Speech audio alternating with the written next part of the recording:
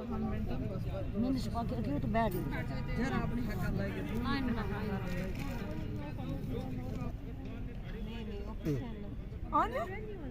हाँ हाँ हम आंगनवाड़ी वर्कर हैं डिस्ट्रिक्ट मंडी से पहुंच से। हमारे जम्मू में धरने लगे हुए हैं, रजौरी में है, कश्मीर में है। हमारी कुछ बहनों को रिटायर कर रहे हैं।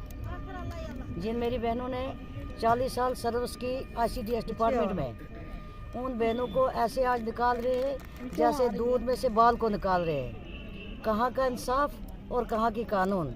हम गवर्नमेंट से ये क्वेश्चन करना चाहते हैं कि एक नौकर को, सर्वेंट को घर में लोग नौकर रखते हैं, तो जब वो 4 साल या 5 साल उनके पास रहता है, तो जब वो उस घर से जाता है तो उस वक्त वो मालिक जो होता है वो उस नौकर को भी अच्छे रसूख से अच्छे 4 पैसे दे के या अच्छे घर के लिए कुछ तोहफे दे के भेजता है। तो हमें इस गवर्नमेंट पे बड़ा भरोसा था, बड़ा फ़ख्र था हमें इस गवर्नमेंट पे कि ये बीजेपी की हुकूमत है, ये हमारे हक में जो करेगी वो अच्छा करेगी। जैसे वो रोड पति बना दिया हमें। हमने गवर्नमेंट की बहुत सेवा की। कोविड-19 में हमने ड्यूटी दी है, सेंसस ड्यूटी दी है, इसमें हॉस्पिटल की हमने जो भी सर्विसें वो चलाई हैं, इलेक्शन ड्यूटी हमने दी है, बैक टू विलेज ड्यूटी हमने दी है। हमने किसी भी बात में फ़र्क नहीं लगा। हालांकि गवर्नमेंट हमें 4000 रुपया दे रही थी, उल्टा गवर्नमेंट के खाते में 8000 रुपया पर मंथ खर्च किए जा रहे थे। फिर मेरे सुनने में ये भी आया कि हमारे LG साहब के जो समीर हैं, उन्होंने ये बोला कि आंगनवाड़ी वर्कर तो सब कुछ खा गई। शेम होनी चाहिए इन लोगों के लिए। आंगनवाड़ी वर्कर खा नहीं गई, बल्कि अपना घर, अपने बच्चों का खाना पीना वो उनको खिला गई, गवर्नमेंट के खाते में डाल गई।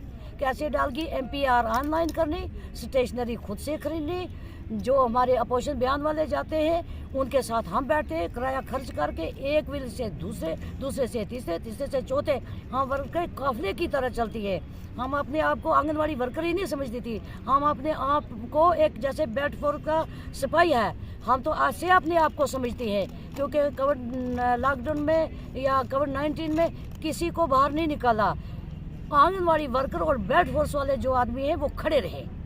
हमें ऊपर वाले ने कोई बीमारी नहीं दी, हमें कोई कवर नहीं हुआ, क्योंकि हमारी नीतियाँ साफ थी और हम चल रहे थे कि गवर्नमेंट शायद हमारे लिए आगे कुछ ना कुछ हमें रिटायरमेंट देगी, हमारी बहनों की पे बढ़ाएगी। ना ही गवर्नमेंट ने, अगर हमारी बहनों का, मेरा ये कहना है, जो मेरी बड़ी बहनें इसको रिटायर हो रही हैं, जिनको धक्का दे के गवर्नमेंट निकाल रही है, आज वो माएँ हैं, दादी हैं बनी हुई, लेकिन कल के दिन वो किसके आगे हाथ फैलाएंगी? जिस गवर्नमेंट की हमने सेवा की, जिसके कहने पे हमने नाइट डे ड्यूटियाँ दी हैं, जिस गवर्नमेंट का कौन सा खाता, ये तो चलता फिरता DC ऑफिस था जो आंगनवाड़ी चला रही है इस टाइम भी।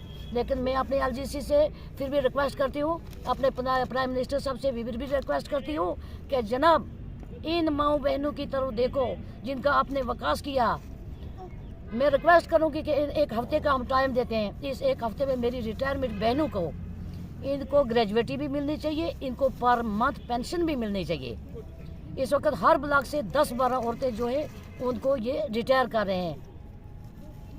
हम तो चंदा करके भी इनको ढोल बाजू से मैं इनको घर भिजवाऊंगी। ये नसीब जान आंगनवाड़ी वर्कर कहती है, मैं हर बहन के साथ ढोल बाजे लेके जाऊंगी।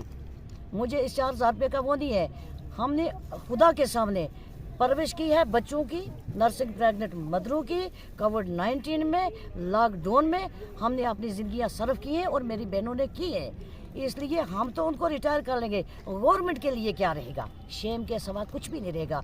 इसलिए बाकी गवर्नमेंट को ये होगा कि दूध से बाल की तरह निकल है। एक तो ये 60 साल की बात है कि 60 साल के जो रिटायरमेंट इन्होंने रखी है, हम इसमें चलो हम कहते हैं कि इसको रिटायरमेंट चलो दो। जो मेरी बहन नसीब जान ने ये बात बोली कि इनको कुछ दो, कफन दफन के लिए इनको दो, वो तो पॉसिबल है, वो तो है। लेकिन एक इन्होंने और मुद्दा लाया है कि जो वार्ड के, एक वार्ड की दूसरी वार्ड में जाएगी, दूसरी वार्ड की थी, वो ऐसे कोई वार्डों का मसला रखा है, और दूसरी कि शादीशुदा जो औरत है वो वहाँ जो जिनकी शादी हो गई है उनको डिसएंगेज किया जाएगा, ये किया जाएगा। जब हम लगे थे, चलो हम पुरानियों की बात करते हैं, हम 88 की बात करते हैं, हम 84 की बात करते हैं, 83 की बात करते थे, हमें स्कूलों में से पकड़ के उस वक्त लाया गया था कि आओ आंगनबाड़ी में यहाँ लगो आप। हम ये कहते हैं LG साहब से कि हमारी ज़िंदगी पे क्यों पानी डाला? अगर उस वक्त हमें स्कूलों से पकड़ के लाया इन्होंने कि आंगनवाड़ी में लगो, लोगों की सेवा करो। तो उस वक्त हमें पढ़ने देना था ना, हम भी किसी पोस्ट पे जाते। आज कहते हैं नहीं जी जिनकी शादी हो गई है उनको निकालो। अगर हम नहीं कहते कि वो बात है शादी चलो अब जो रूल लागू हुआ है, हम ये कहते हैं वो प्राणियों पे लागू नहीं होना चाहिए। जो प्राणी लगी हैं नई पे अगर आपने लागू किया वो रूल वो करो, हम नहीं वो कहते हैं, लेकिन ये रूल भी ना लागू करो कि अगर एक लड़की एक वार्ड में पढ़ी लिखी है, मतलब वो 10th+2 है या 10th उसने पास की है, तो 12वीं का आपने रखा है, तो वो दूसरी वार्ड की वहाँ आएगी, उस मैट्रिक वाली को क्यों नहीं लगाओगे? उसका क्या जुर्म है? वो तो लगाओ ना, उसको तो लगाओ ना। दूसरी ये बात है कि जो हमारे कहते हैं कि शादी हो गई है, ये है वो है, हम तो प्राणी हैं इस वक्त। हमारे 10-10, 15-15, 20-20 साल हो गए सर्विस करते, हमारी शादी हो गई है। उस वक्त हम कुंवारी थी, उस वक्त क्यों लगाया हमें? फिर क्यों उन्होंने नहीं बोला कि आपकी शादी हो जाएगी, आप लोग को हम नहीं लगाएंगे, दूसरी किसी लड़की को, शादीशुदा लड़की को लगाओ? लगानी थी ना उस वक्त।